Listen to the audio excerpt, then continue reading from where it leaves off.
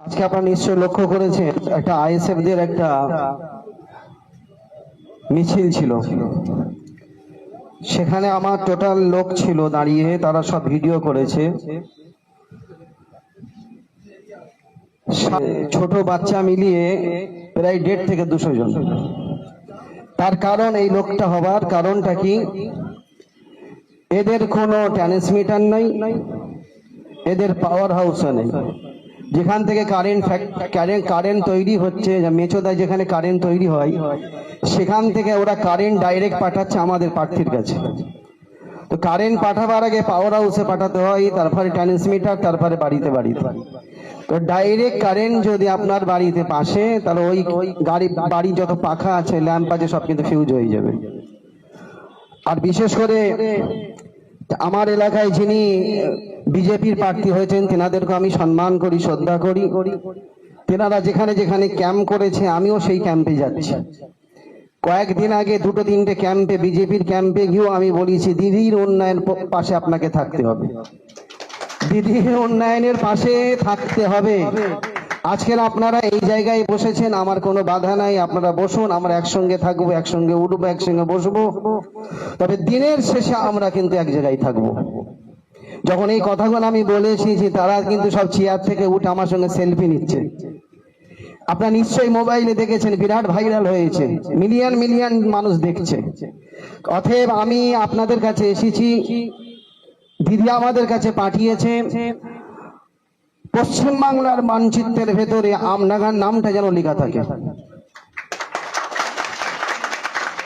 দিদিকে যেন সব এমএলএরা বলে যে কাসেম সিদ্দিকী আমডাঙ্গায় এত কাজ করছে কি করে। আমাকে কাজ করে দিদিকে প্রমাণ দিতে হবে যে আমডাঙ্গায় কাজ হয়েছে, যে কাজগুলো বাকি আছে আমাকে দিয়ে ওই কাজগুলো এরা করে নিচ্ছে। আর 11টা অঞ্চল আছে, সবাই কম বেশি কাজ করছে।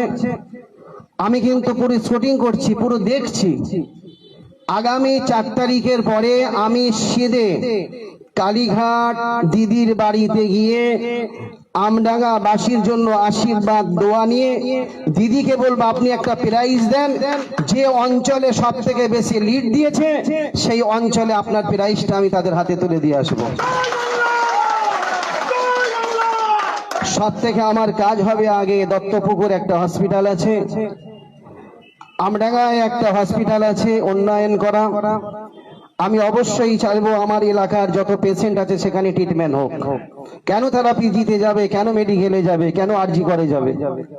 মহিলাদের একটা ব্যবস্থা করতে হবে, প্রত্যেকটা বাজারে পানীয় জলের ব্যবস্থা করতে হবে, বাথরুমের ব্যবস্থা করতে হবে। যে রাস্তাগুলো হয়েছে, কতটা বাকি আছে, আমি সেখানে আমার লোক গিয়ে, আপনাদের লোক, বুথের লোক সেখানে দাঁড়িয়ে ছবি তুলে আমার মোবাইলে পাঠাচ্ছে, আমি কিন্তু দেখছি। আমি কিন্তু সেই রাস্তাগুলো অবশ্যই তাড়াতাড়ি কমপ্লিট করব। আমি যেই দিনে আমডাঙ্গায় ঢুকেছি, আমি আমার বাড়ির পরিবারের গুরুজনদের কাছ থেকে আমি দোয়া নিয়ে, কাকাদের চাচাদের কাছ থেকে দোয়া নিয়ে, ভাইদের দোয়া নিয়ে আমি যখন আমডাঙ্গায় ঢুকেছি, আমি নীলগঞ্জে প্রথম এসে দাঁড়িয়েছি। আর নীলগঞ্জে যে পার্টি অফিস ছিল একদম টোটা ফাটা, মানে ভাঙা, আমি ওখানে দাঁড়িয়ে কাউকে না বলে আমি বলেছি, আমার সর্বপ্রথম কাজ হবে এই পার্টি অফিসটাকে সুন্দর তৈরি করা, আমাকে করতে হবে। আমি গিয়েছিলাম বেড়াবেড়িয়া অঞ্চলে, সেখানে একটা খাল আছে, সেখানকার মানুষরা বলে আমরা দুর্গা মণ্ডপ, দুর্গা পুজো করি, কালী পুজো করি, সরস্বতী পুজো করি। এখানে আমাদের মূর্তিগুলো আমাদের পুকুরে, আমাদের ডুবাই সব বিসর্জন করতে হয়। আমি তাদেরকে কথা দিয়ে এসেছি, আপনারা আমাকে বিধানসভার গেটে পৌঁছে দিন, আমি এই খালের পাশে, এই যে খালটা গেছে এর পাশে আমি একটা সুন্দর বিসর্জন করা জায়গা করে দেবো।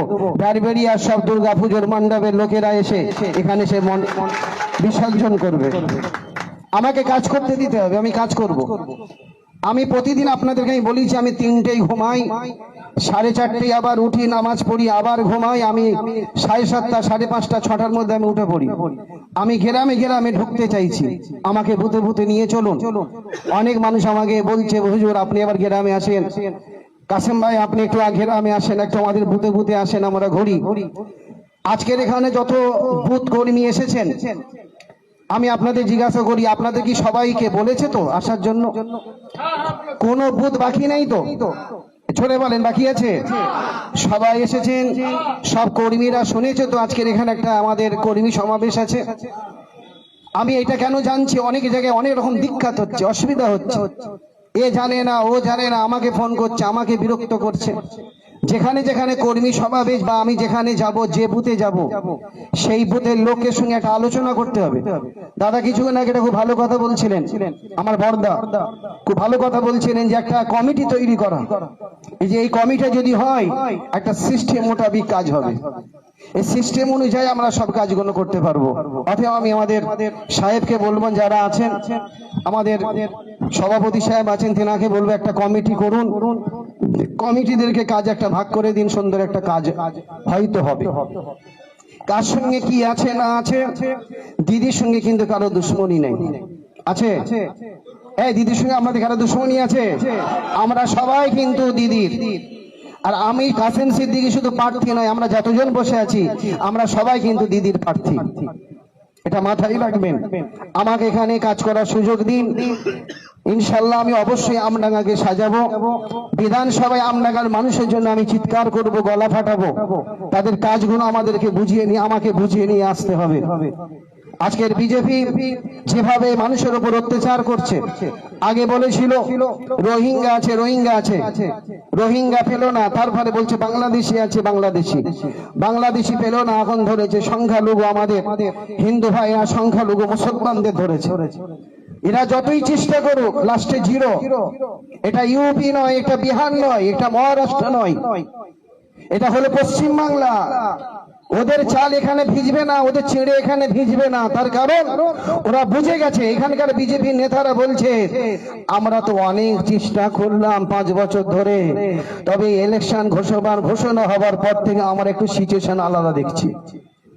আজকের ইলেকশন ঘোষণা হওয়ার পরে এখানকার বিরোধী নেতা বলছে আমি একটু আলাদা দেখছি, তো আমার আর ছেড়ে হয়তো ভিজবে না। তার কারণ এই বাংলার মানুষ কিন্তু উন্নয়নের পক্ষে থাকে। যেমন হিন্দু ভাইরা হিন্দু মন্দিরে গিয়ে পুজো পাঠ করে, মুসলমানেরা মসজিদে গিয়ে তারা নামাজ পড়ে, কালাম পড়ে, তসবি পড়ে।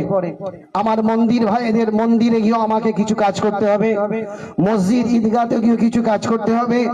এখানে যেসব কলেজ আছে, মাদ্রাসা আছে, স্কুল আছে, সেই স্কুল টিচারদের সঙ্গে আমি বসবো, মাদ্রাসা শিক্ষকদের সঙ্গে আমি বসবো, কলেজের শিক্ষক প্রফেসরদের সঙ্গে আমি বসবো, কথা বলবো তারা কি চাইছে, তাদের কথাগুলো আমাকে শুনতে হবে।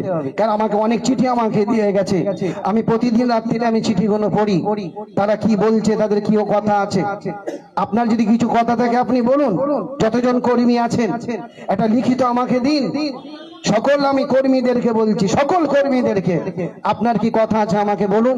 আমি ভাই হিসাবে, আপনার ঘরের ছেলে হিসাবে আমি আপনার কাজ অবশ্যই করে দেখাবো ইনশাল্লাহ। আমি আর বেশি লম্বা করব না, এখানে যতজন এসেছেন আমি সবাইকে বলবো আপনারা দেওয়ালগুলো ভরান, দিদির নাম লিখে, আমার নাম যদি মনে করে লিখতে হবে তো লিখে দেওয়ালগুলো সাজিয়ে ফেলুন, ঝান্ডা ব্যানার লাগিয়ে টোটাল এলাকাটাকে কভার করুন। আমি আজকের অনেক জায়গায় ঘুরিয়েছি রাত্রিরে, আমি 12টা পর্যন্ত কার্যকলাপ অফিসে থাকি, আমাদের এইচপি আমাদের পাশে অফিস। 12:30 1টা থেকে আমি নিজে গাড়ি একা নিয়ে বেরোই, আমি ড্রাইভারকেও নিই না, আমার 4টে সিকিউরিটি আছে, আমি কাউকে নিয়ে বেরোই না, আমি একা নিজে ড্রাইভিং করি। প্রত্যেকটা অঞ্চলে আমি গ্রামে আমি রোড ঘুরি, দেখি আমার কোথায় কোথায় নাম লেখা আছে, কোথায় কোথায় নাম লেখা নেই। অতএব আমি আপনাদের বলবো আপনারা কাজ করুন। আমাকে যদি বিধানসভায় পাঠাতে পারেন, আমিও কিন্তু 4 তারিখের পরে, 7 তারিখের পরে, 10 তারিখের পরে আমি কিন্তু মাঝে মাঝে আপনাদের পাড়ায় রাত্রিরে অন্ধকারে এসে একা ঘুরবো। মানুষের কথা আমি শুনবো, গরিবদের কথা শুনবো, অসহায় মানুষের কথা শুনবো, মায়েদের, দিদিদের, ঠাকুমায়েদের কথা আমি শুনবো, আবার তাদের বাড়িতে আমি নুকিয়ে তাদের জিনিস আমি পৌঁছে দেবো। তারাই আপনাদেরকে বলবে সকালে উঠে, জানো আমাদের এমএলএ সাহেব রাত 2টোর সময় আমার বাড়িতে সেই জিনিসটা দিয়ে গেছে। আমার কথা বুঝতে পেরেছেন? আমি কিন্তু সেই পরিবারের ছেলে, যে পরিবার থেকে এসেছি, আমার বাপ দাদু ঠাকুর দাদা সবাই কিন্তু ওই রাতের অন্ধকারে মানুষের বাড়িতে বাড়িতে গিয়ে খোঁজ খবর নিত, বাবু তোমার ওষুধের প্রেসক্রিপশনটা দাও, আমি একটু ওষুধটা কিনে কালকে তোমার রাত্রিরে আমার তোমার বাড়িতে পৌঁছে দেবো। অতএব আপনারা ভালো থাকবেন, সুস্থ থাকবেন, খোদা হাফেজ।